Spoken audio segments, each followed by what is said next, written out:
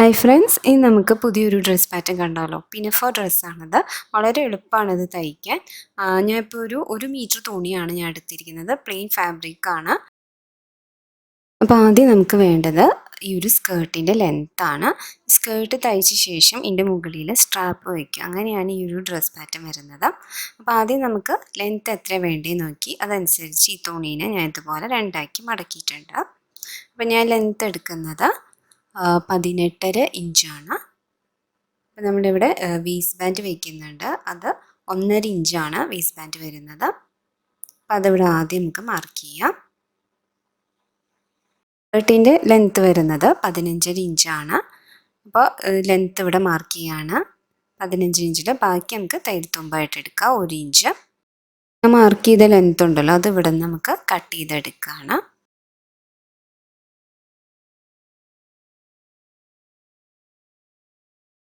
ഈ മടങ്ങിയ ഭാഗം കൂടി കട്ട് ചെയ്ത് കൊടുക്കുകയാണ്. അപ്പോൾ ഇതിൻ്റെ വീതി വരുന്നത് 20 ഇഞ്ചാണ് ഒരു പീസിൻ്റെ. അപ്പോൾ ടോട്ടൽ 40 ഇഞ്ച് വീതി വരും. ഇനി ഈ രണ്ട് പീസും നല്ല വശം ചേർത്തിട്ട് ജോയിൻ ചെയ്യുക. അതുപോലെ ഇനി മുകളിൽ നമ്മൾ വേസ്റ്റ് ബാൻഡിനുള്ള വിട്ടുണ്ടായിരുന്നല്ലോ, അത് ജസ്റ്റ് ഇതുപോലെ ഇലാസ്റ്റിക് ഇടാൻ വേണ്ടി ഇതുപോലെ മടക്കി തയ്ക്കാം. ഇലാസ്റ്റിക്കിൻ്റെ നീളം ഞാൻ എടുക്കുന്നത് 21 ഇഞ്ചാണ്. അതിന് ഇവിടെ അറ്റത്ത് ഒരു പിൻ കുത്തിയിട്ട് നമുക്ക് ആദ്യം ഇത് എടുക്കാം.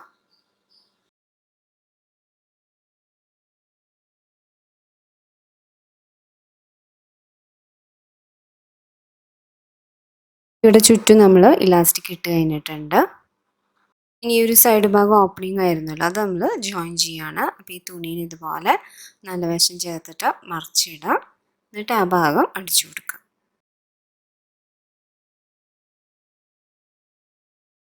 ഇനി താഴത്തെ ഭാഗം മടക്കി തയ്ക്കണം.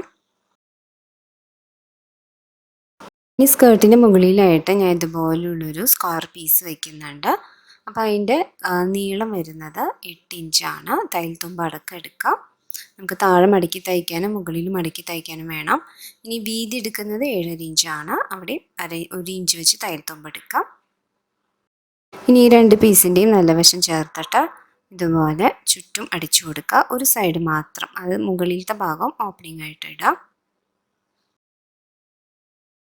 ഇവിടെ തയ്ച്ചിട്ടുണ്ട്. ഇനി നമുക്ക് നല്ല വശത്തേക്ക് മറിച്ചിടാണ്. ഈ ഭാഗം നമ്മൾ സ്കേർട്ടിൻ്റെ മുകളിലായിട്ട് അറ്റാച്ച് ചെയ്യും. അപ്പോൾ ഇവിടെ സ്കേർട്ടിൻ്റെ വേസ്റ്റ് റൗണ്ട് വരുന്നത് 10.5 ഇഞ്ചാണ്. അപ്പോൾ 21 ഇഞ്ച്. ഇനി ഇതിൻ്റെ മിഡിൽ പോർഷനിലായിട്ട് ഈ ഒരു പീസ് നമ്മളിതുപോലെ വെച്ച് കൊടുക്കും. അപ്പോൾ ഈ ഒരു സൈഡിൽ നിന്ന് 2 ഇഞ്ച് വെച്ചിട്ട് ഇപ്പുറത്തൊന്നും ഈ ഒരു സൈഡിൽ നിന്ന് ഇതുപോലെ വിട്ടിട്ട് വേണം നമ്മൾ അതിൻ്റെ മിഡിലായിട്ട് ഇതുപോലെ വെക്കേണ്ടത്. ഇവിടെയായിട്ട് വെച്ചിട്ട് അതിൻ്റെ മുകളിൽ കൂടെ തന്നെ തയ്ച്ചു പോവാം. ഈ ഒരു ഭാഗം അപ്പോൾ അതൊന്ന് ചോക്ക് വെച്ചൊന്ന് മാർക്ക് ചെയ്യുക. എന്നിട്ട് ഇതുപോലെ ഒന്ന് സ്റ്റിച്ച് ചെയ്ത് കൊടുക്കാം.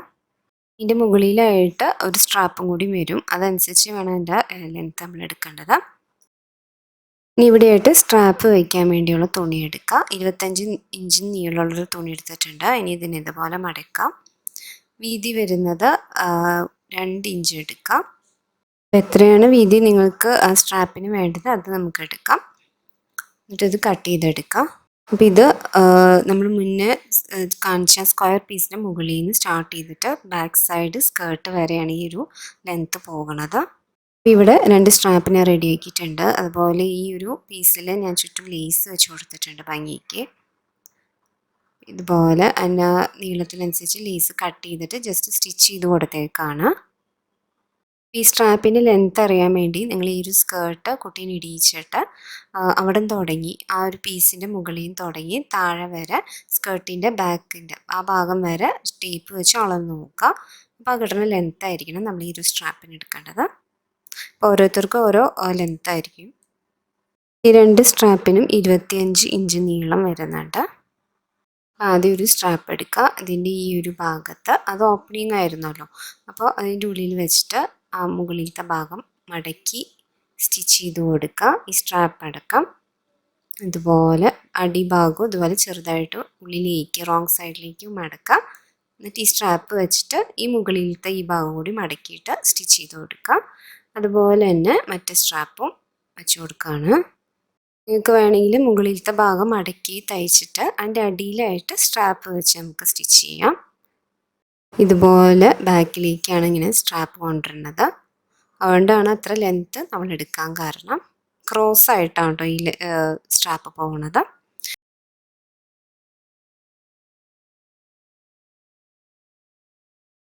ഇപ്പം ഇവിടെ ഞാൻ സ്റ്റിച്ച് ചെയ്തിട്ടുണ്ട് 2 ഭാഗവും.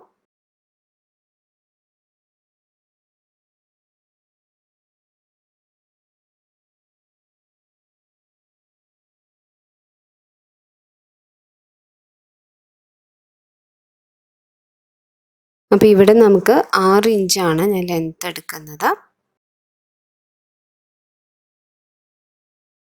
പിന്നെ ഉള്ളിലത്തെ വീതി വരുന്നത് 5 ഇഞ്ചാണ്. അതായത് ആ നെക്കിൻ്റെ വിഡ്ത്തായിട്ട് വരും അത്. ഇവിടുത്തെ സ്ട്രാപ്പിൻ്റെ വണ്ണം 1.5 ഇഞ്ച് വരും.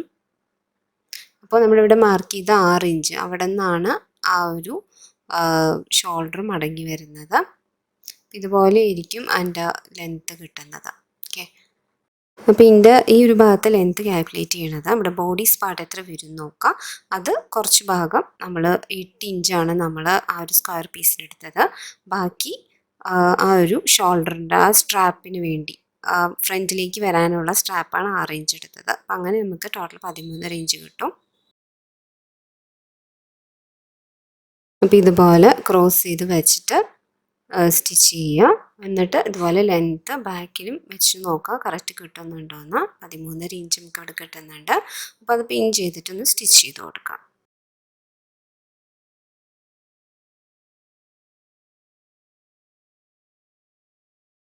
അപ്പോൾ ഇവിടെ ഞാൻ ടോപ്പ് തയ്ച്ചു കഴിഞ്ഞു. ഇതിനുള്ളിലായിട്ട് വേണമെങ്കിൽ നമുക്ക് ടീഷർട്ടോ അല്ലെങ്കിൽ അതിൻ്റെ മാച്ചിങ് ആയിട്ടുള്ള ടോപ്പ് ഉണ്ടെങ്കിൽ പ്ലെയിൻ ടോപ്പ് അതുപോലെ ഇടാം. അപ്പോൾ നല്ല ഒരു പാറ്റേൺ ആണിത്. അപ്പോൾ എല്ലാവരും ഇതൊന്ന് ട്രൈ ചെയ്ത് നോക്കാം. അപ്പോൾ എൻ്റെ ചാനൽ ആദ്യമായിട്ട് കാണുന്നവരാണെങ്കിൽ സബ്സ്ക്രൈബ് ചെയ്യാൻ മറക്കരുത്. Thank you.